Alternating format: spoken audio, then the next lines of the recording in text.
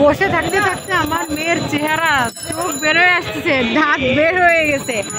এত কষ্ট করে কটাতে পড়তে হয়েছে? 1:30টায় না? 1:30টাতে এখন কত বাজে? 7:30। আবার বাসায় যেয়ে পড়া। যাই হোক, অনেক কষ্ট করতেছে। কি জন্য? ভালো রেজাল্ট করে একটা কিছু প্রাপ্তির আশায়। তো আমি এটা এই জন্য বললাম যে আমরা আসলে কোঠা মুক্ত দেশ চাই, আমরা কোঠা চাই না। কারণ যারা মেধা যাদের আছে তারাই সবখানে টিকুক, জিতুক। অবশ্যই সরকারকে আমি মনে করি যে মেধাভিত্তিক শিক্ষা ব্যবস্থা বা সরকারি চাকরির ক্ষেত্রে অবশ্যই মেধাভিত্তিক হওয়া উচিত, কোনো টাইপের কোঠা না।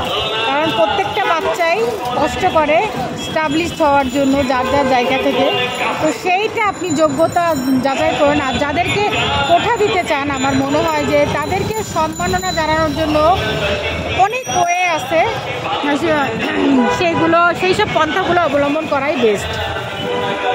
ওকে, চলো তাহলে আমরা বাসার উদ্দেশ্যে রওনা হই নাকি?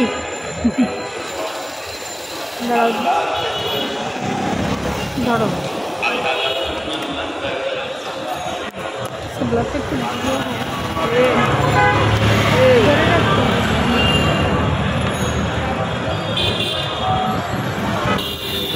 ধরে রাখবো ছাড়া কি? তো ক্যামেরাম্যান নেই। কতক্ষণ ধরে আছে? আমি তো তুমি বললাম যে 7টায় ছুটি, যার কারণে আমি সেই 6:30টায় আইসি। কারণ ও আবার খুব বাইরে যাবে।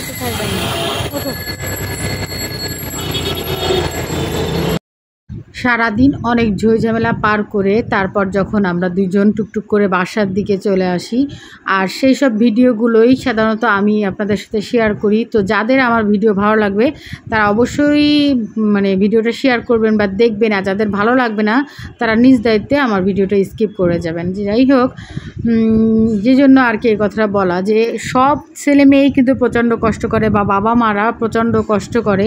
এই কথাটা বললাম এই জন্য যে এর আগেও আমি একবার বলছি যে কোঠার কথা। তো যেসব বাচ্চাদের আসলে লেখাপড়া করার ইচ্ছা বা করতেছে, একদম যে বাচ্চারা চেষ্টা করে না তা না, যাদের লেখাপড়া করার দরকার তারা করে, আর যাদের দরকার নেই তারা করে না। তাও আমরা খারাপের দিকে নাই যাই, বাচ্চাদের বেশিরভাগটাই আমি দেখি যে কষ্ট করতেছে। তো এদের যোগ্যতার আসলে যাচাই করা উচিত। আর এই যে সারাদিন পড়ে টরে দেখেন, নিজের মনে হচ্ছে ক্যামেরার সামনে একটু সুন্দরী বানাবে, কিন্তু আসলে সম্ভব না।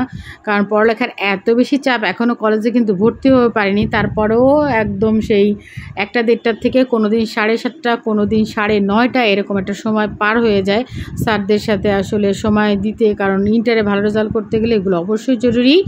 তো সব কথা আপনাদেরকে শেয়ার করলাম। আল্লাহ হাফেজ।